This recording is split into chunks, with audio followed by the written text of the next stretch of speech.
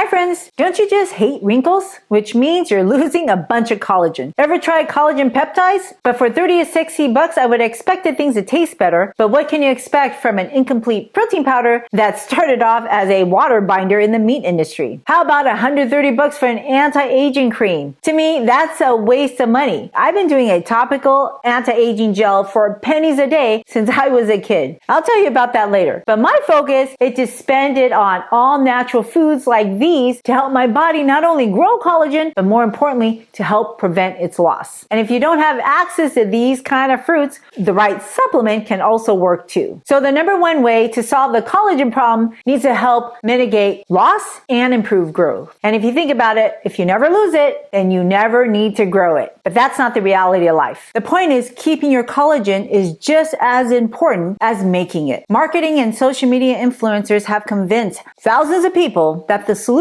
is as simple as eating more meat or collagen peptides. If that's true, then maybe we should be eating brain to grow more brain, right? Who does that? Well, my mom did that. She fed me pig brain as a kid. Hopefully I won't get prion disease. Now, I'm not sure if you've heard about the large-scale meat-eating experiment with millions of European sailors that was done, let's say, a few hundred years ago. You want to know how that turned out? 2 million sailors painfully discovered that meat alone isn't a sufficient diet. They were known as limeys, who ultimately sparked the discovery of vitamin C. Today, many people are eating a Limey diet and missing the number one way to keep your collagen and grow new collagen. If you don't want to fall apart like a Limey or be scammed into marketing gimmicks, then it's important that you understand that collagen isn't just for pretty looks, and not just any type or amount of vitamin C will work. Without strong collagens, you will not only have wrinkles, but you will be breaking bones, tearing tendons, and getting dementia. And you'll be terrible company because you'll be grumpy. Collagen is the most abundant protein in your body, forming the extracellular matrix of your skin, your tendons, your cartilage, and your bones. Your bones are 30% collagen. Your joints and ligaments and tendons are 80% collagen. Your cornea and sclera in your eyeballs are 60% collagen, and your blood vessels are 30% collagen. There is no body part that won't get damaged, injured, weaker if it's missing collagen. We live in such a superficial world, and people falsely spend a ton of money and time taking care of the outside of their skin and neglecting vital organs and structures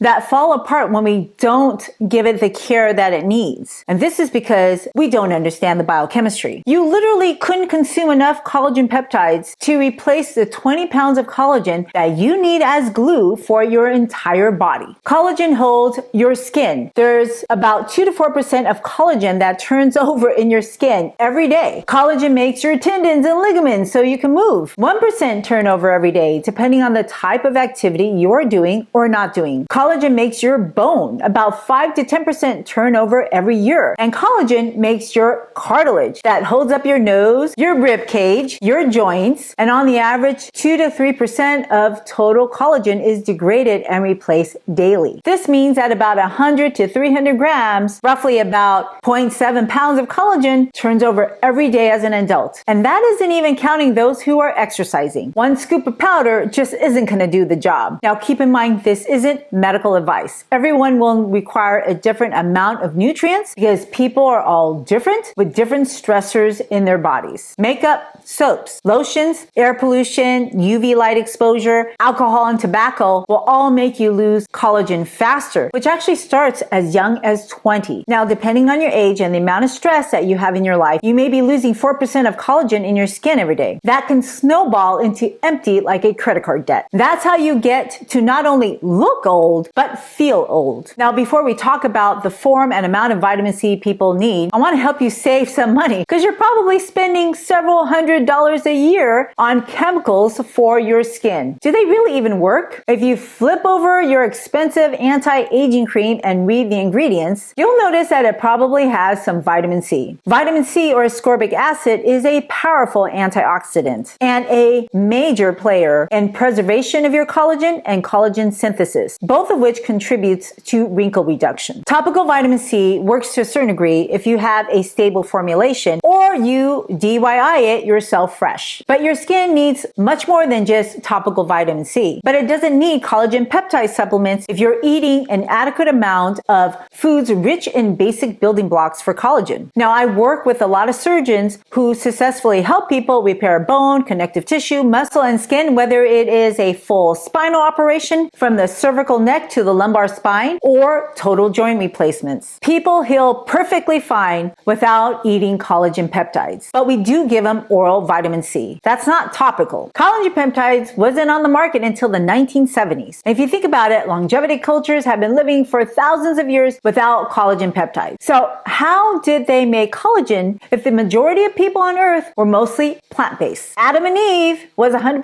plant-based when they were in the Garden of Eden. The great modern get-rich marketing gimmick has convinced modern society that you have to eat collagen to make collagen. Next thing you know, they'll be telling you you have to eat brain to grow brain. Collagen is a protein made from amino acids, and you can get amino acids from lots of natural whole foods, from eating meat, seafood, and plants. Contrary to popular belief, plants contain all of the essential amino acids your body needs. Now, if you eat it whole and if you eat enough of it. So this champagne mango is a complete amino acid source, but you have to eat a lot of it. Now, if you're going to eat cane sugar that's purified from a plant, well, that's not whole food. There's nothing in it but the chemical sucrose. However, you do have to understand different parts of the plant are created differently, and some parts will have more amino acids than others. Just like you, your fingers have fingernails, but if you looked at your arm, there shouldn't be any fingernails. Collagen in your nails holds the keratin together so that your nails are flexible. And this is why when you are lacking collagen, your nails will get brittle, dry, and it will lack shine. Likewise, depending on the plant parts, there may be more or less amino acids, which are important building blocks for collagen. So the seeds of plants have the highest concentration of amino acids. So grape seeds are a lot higher than grapefruit. The highest concentration of amino acids are in the seeds, unlike the fruits and the roots. And this is why nuts, beans, legumes, and seeds are high in protein. But the reality is most Americans, they're not deficient in protein. They eat 2 times the amount of protein that their body actually needs. Excess protein is stored as fat. And I meet lots of people eating a ton of red meat or chicken, but they still struggle with dry, chapped, inflamed, or itchy skin that accelerates aging inside and out. And all they do is they put something topical on it, whether it's prescribed or expensive. Longevity is not just looking young, it's actually being young inside. Hence, topical creams, whether they're over-the-counter or prescription, that make your face look younger, it's not going to repair the collagen that you're missing to support every organ in your body. And you can't simply eat a ton of meat and expect your body to turn that into collagen. That's the mistake that Limey's made, and they paid for it with their lives. Now, have you ever left the house with the wrong key? What makes a key unique? Why won't your key open my door? It's the shape of the key, right? Whenever I moved to a new place, I always had to change the locks first. And I used to go to the hardware store until my son told me that they actually make locks now that will make your own key. Just as a key shape defines its uniqueness, a protein shape determines its uniqueness as well. And you may be surprised to learn that the building blocks of proteins are just 20 amino acids that are combined and shaped to make all the proteins that you have in your entire body,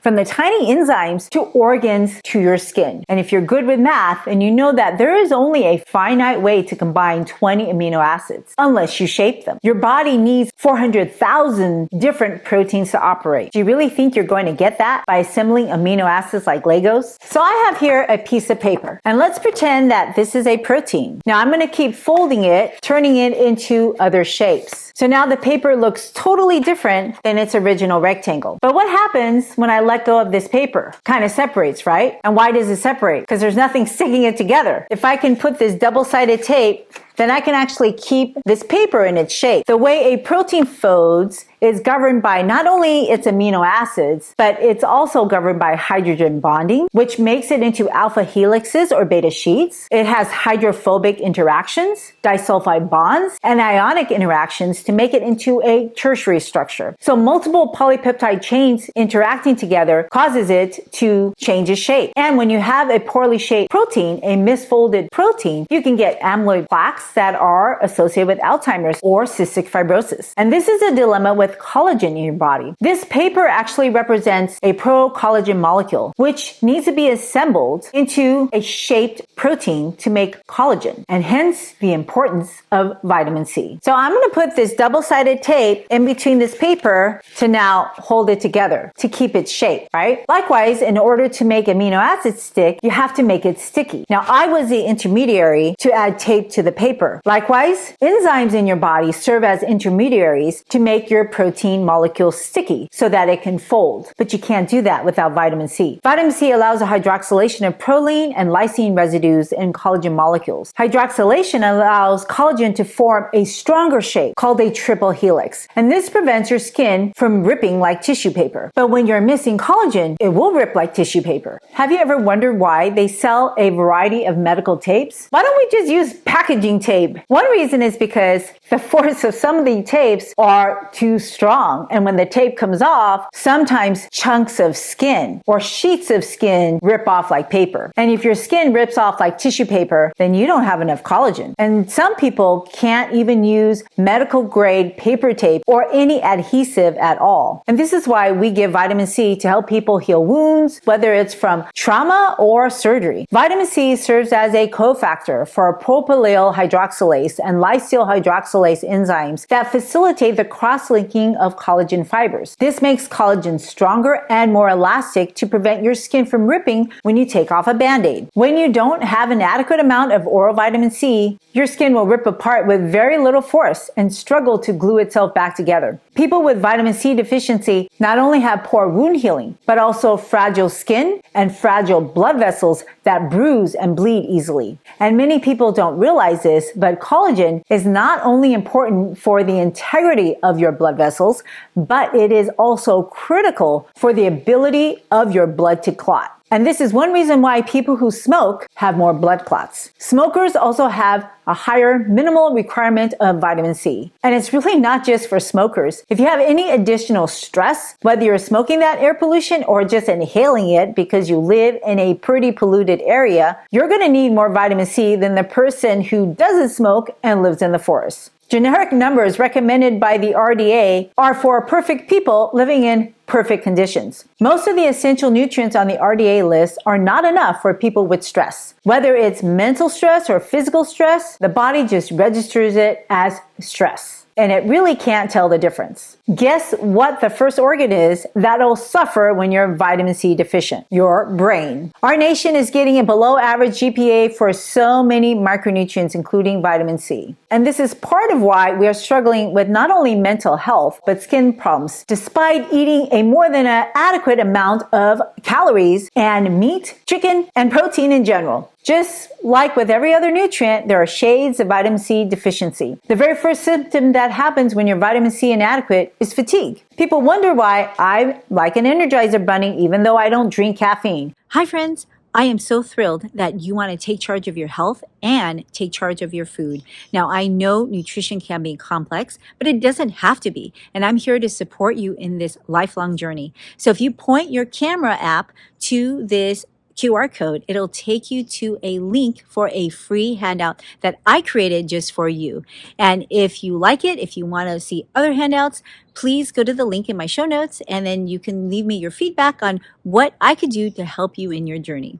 Okay, back to the video now. That's because I power myself with vitamin C rich foods throughout the day. Your brain consumes more vitamin C than any other organ in your body. If your brain doesn't get enough vitamin C, every other organ will suffer, especially your skin, your hair, and your nails. It takes a boatload of energy to maintain healthy nails and skin, which really technically isn't necessary for your survival. Americans spend billions of dollars a year on skincare products. Yet 40% of Americans are unaware that they're missing enough vitamin C. There is no skincare product that can treat brain fog, fatigue, mood disorders, and memory problems from the effects of vitamin C deficiency on your brain. And by the way, vitamin C can cause strokes, loss of consciousness, and seizures. Now, despite how critical vitamin C is, your body just really can't store much of it. And the RDA value reflects the minimum amount just to stay alive. But I'm in it to thrive. Hence, I make sure I eat more than the RDA, and any excess is is simply cleared by your stool or urine. Your body is pretty smart. When you overdo vitamin C, you're going to have diarrhea. Vitamin C stimulates bowel movements. Fruit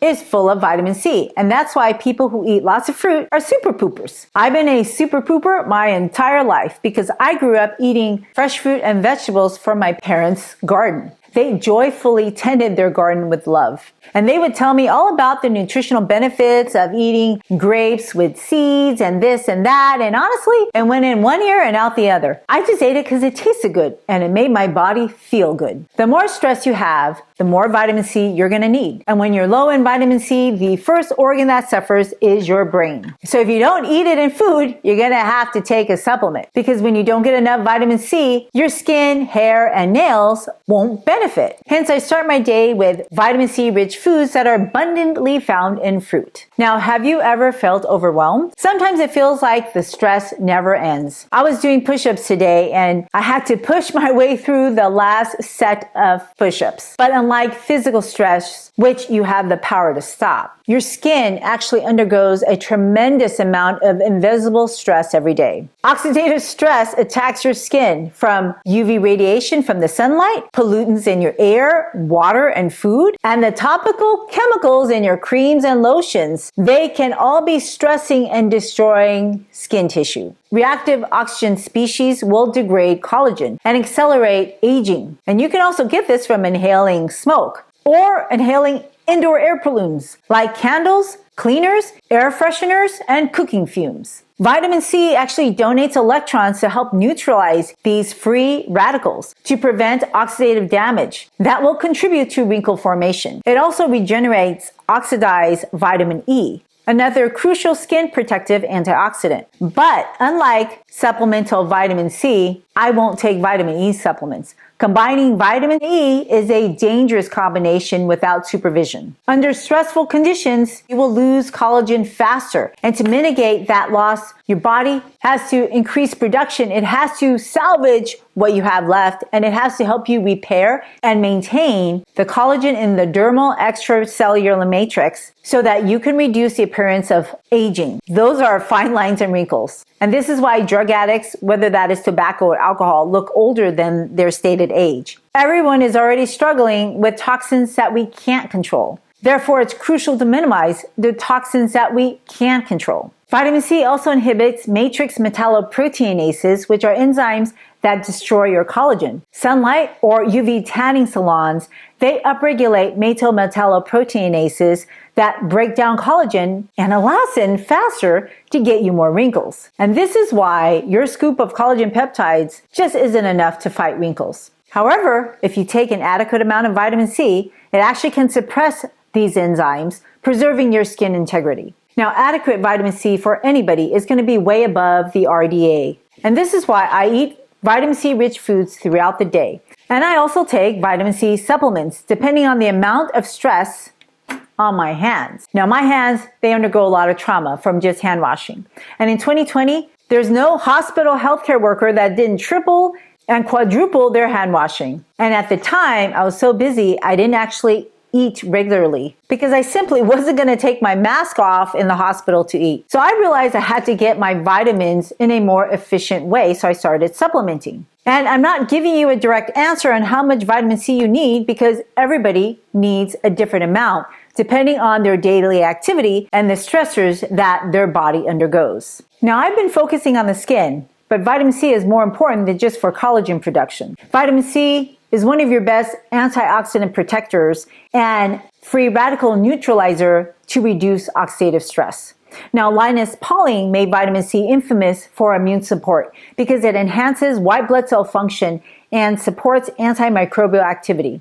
But you also need vitamin C for iron absorption. It is important to help convert iron, especially from non-heme sources, basically plant iron, to make that into a more absorbable form. You need vitamin C for neurotransmitters in your brain, from dopamine to epinephrine to serotonin production. Vitamin C is also an important cofactor in the synthesis of carnitine, which is essential to help your body turn fat into energy. Now, athletes, they use carnitine as a performance enhancer. And there's some speculation on whether or not carnitine may help with dementia, arthritis, infertility, and peripheral arterial disease, as well as insulin resistance. But in reality, your liver, your kidney, and your brain actually makes all the carnitine that your body needs. And you can store it. Most of it is stored in your skeletal muscle and heart. But you can imagine that if you're in renal failure, you're going to make less carnitine. And people with renal failure have a carnitine deficiency, which is bad because carnitine is also an antioxidant. Now, on the surface, it may appear beneficial to supplement with carnitine, but it turns out that those who supplement with carnitine or have a high carnitine intake in their diet, they may be inadvertently creating more stress by making trimethylamine N oxide. And that's because L-carnitine is metabolized by certain intestinal gut microbes into trimethylamine N oxide, which actually increases your risk of having heart disease and strokes. So if you are eating a ton of meat or supplementing with carnitine, you may want to get your trimethylamine N oxide levels measured. Now, I mentioned earlier that your bowels dictate how much vitamin C you can handle. The upper limit of oral vitamin C varies from person to person, and that's dictated by your gut. Typically, the tolerance ranges from 2 grams to 10 grams per day. And if you take all of that at once, you won't be absorbing all of it. And the more you take, the less you absorb. And this is because when you've saturated your plasma vitamin C and saturated the stores, which is really your white blood cells, your eyes, your adrenal glands, pituitary gland, and your brain, then your urine will simply excrete it out. Orally, if you exceed the tolerance, you may be having diarrhea, bloating, and gas because unabsorbed vitamin C draws water into the intestines. So everybody tolerates vitamin C at different levels. Now, personally, I would never do 200 milligrams at once, but it's not necessarily unsafe. Some people actually need intravenous vitamin C to bypass the gut. And when you get intravenous vitamin C, you get actually higher concentrations. I've heard of people getting 100 grams of intravenous vitamin C. You will simply never be able to achieve those levels taking an oral vitamin C supplement. But vitamin C doesn't really last long. The half-life of vitamin C is about 2 hours. You simply pee it out. Now, there's always a worry about worse problems when you have excess vitamins, right? Well, the good news is vitamin C has been studied extensively, and there's currently no evidence that vitamin C supplementation increases the risk of cancer. However, regular vitamin C supplements,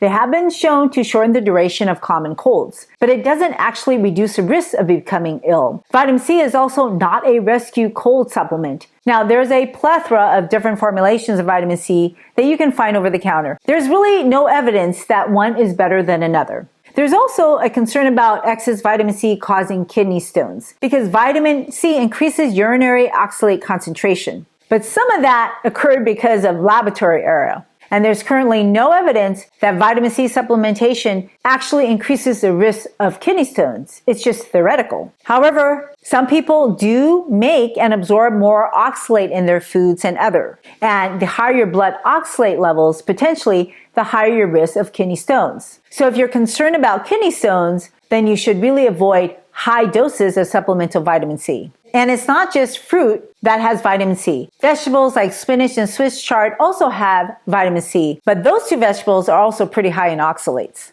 In general, I don't just supplement with vitamin C. I try very hard to get my vitamin C primarily from food. And this is what I eat first thing in the morning. I probably eat 10 servings of fruit a day with probably 10 different fruits throughout my day. And I start my day with mango, grapes, kiwis, oranges, papayas. But if you want to get a super duper concentrated fruit with vitamin C, try the kakadu plum or green plum. It is the richest source of vitamin C on earth. And that thing is pretty sour. Now, my goal is not just to keep my wrinkles at bay. Do you have uneven pigmentation? Wrinkled skin often has uneven pigmentation due to sun damage. And vitamin C inhibits tyrosine, an enzyme involved in melanin production. And this leads to a more even skin tone. Now, I mentioned earlier that topical vitamin C is effective to a certain degree. And that's because you can get 40 times the concentration in your skin compared to taking oral vitamin C. And this is why you have to eat more than just the minimum RDA level. Now, if it only works if you achieve 40 times the concentration on your skin to reduce wrinkles, then That's not going to happen if you don't pay attention to your vitamin C sources in your food. You're simply not going to get that kind of level in your skin. Just 5% of an L-ascrobic acid topical solution can significantly increase the expression of collagen in human skin. Unfortunately, L-ascorbic acid is unstable in creams and it oxidizes,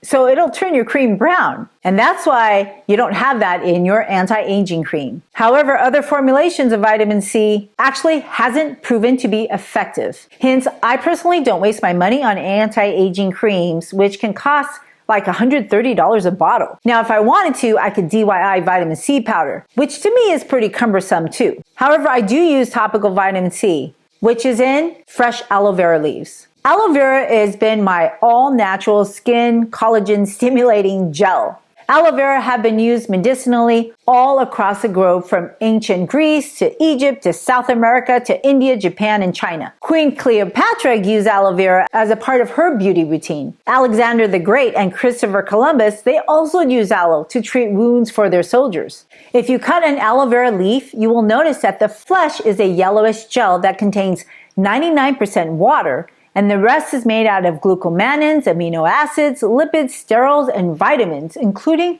vitamin C. Now, aloe has latex, so if you're allergic to latex, then you'll probably not be able to tolerate aloe vera. There are 75 potentially active constituents in aloe vera. It's like a one-stop shop for topical vitamins, minerals, enzymes, sugars, lignans, saponins, salicylic acid, and amino acids. So it's a cleanser, exfoliant, antioxidant, and wound healer all in one. You don't just get vitamin C, you actually get vitamin A and vitamin E. It also has vitamin B12, folic acid, and choline. And together they all help to neutralize free radicals and initiate tissue repair. In wound care, we sometimes actually put topical enzymes to help break up debris. Aloe vera also has enzymes including bradykinases to break up debris. Minerals like copper, selenium, manganese, magnesium, and zinc all support your immune system to help you heal your wounds.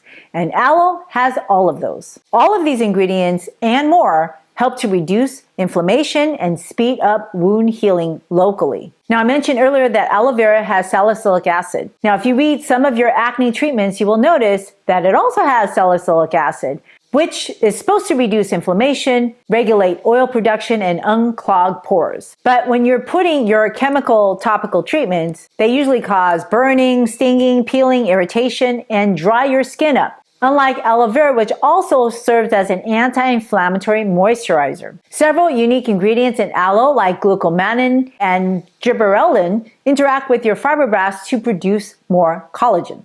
And ultimately, aloe accelerates wound healing, wound contraction, and just simply stronger new skin. I've personally been using aloe for decades. I started as a kid. My mom actually taught me to use aloe vera. She bought me a little plant, and every day I would clip a little piece and then rub it all over my face and sleep with that mask. Initially, it's all like gelatinous, gunky, sticky feeling, but then it actually dries off within seconds. And I used even more of it during my teenage years because I noticed that it helped to reduce my blemishes and scars. Literally, wounds would heal faster if I use aloe vera. So I brought with me in college a little tiny plant that I would just clip every day as a part of my skincare routine. And again, not everybody can use aloe because there is some latex in aloe. So when it comes to trying any new skin product, always try a little area first on your hand in case you need to wash it off. Now, even though aloe is great, the problem with topical treatments is that it's missing 70% of the collagen that makes up the rest of your body. And there's no amount of topical treatments that will ever reach the inside organs. But in reality, you need more than just vitamin C and protein